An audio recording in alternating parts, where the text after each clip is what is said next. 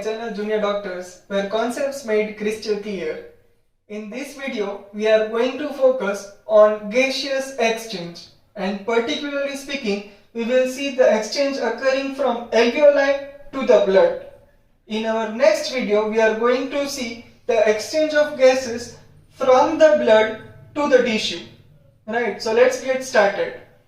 So the partial pressure of oxygen inside the atmosphere is about 160 mmHg,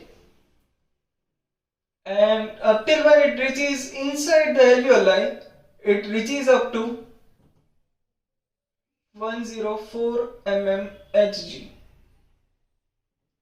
Here the partial pressure of carbon dioxide will be 40 mm of Hg. Let's see what is the partial pressure of oxygen and carbon dioxide inside the blood. So PO2 inside the blood is about 40 mmHg and the PCO2 is about 45 mmHg. So what happens now? According to the law of diffusion, the gaseous exchange occurs from its higher concentration to its lower concentration.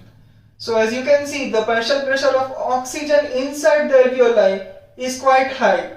So the oxygen will move from alveoli to the blood, whereas the partial pressure of carbon dioxide inside the blood is high. So the PCO2 will move to alveoli. Now you can say that the partial pressure difference of carbon dioxide inside the alveoli and inside the blood capillary is very little, right? It is very minute. Then how the law of diffusion works? So here an important point comes, that is carbon dioxide is 20 times more soluble inside the blood than alveoli. And inside the blood, carbon dioxide occurs in its three states, which we will see in this video only. So what happens here?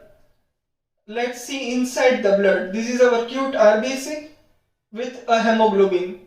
Here are our two alpha chains and two beta chains. Right. Inside we have Fe2+, that is 2+ shows the ferrous state. Right. And you can see that our hemoglobin is sad. Why it is sad? The reason is more amount of CO2 is attached here. So it is sad. And only little amount of oxygen is present here. Right. Here also we have H+ ions. Right. So let's see the state of this hemoglobin.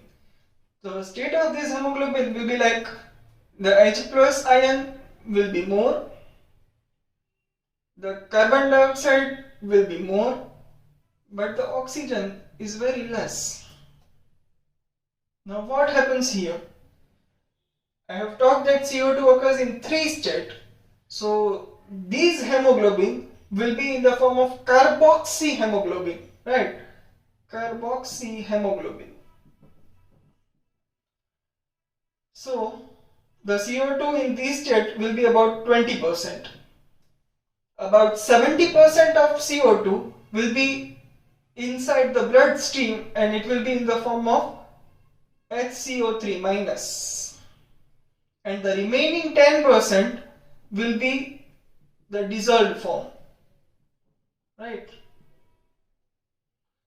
So what happens next? This HCO3-, which is inside the blood, will move inside the RBC.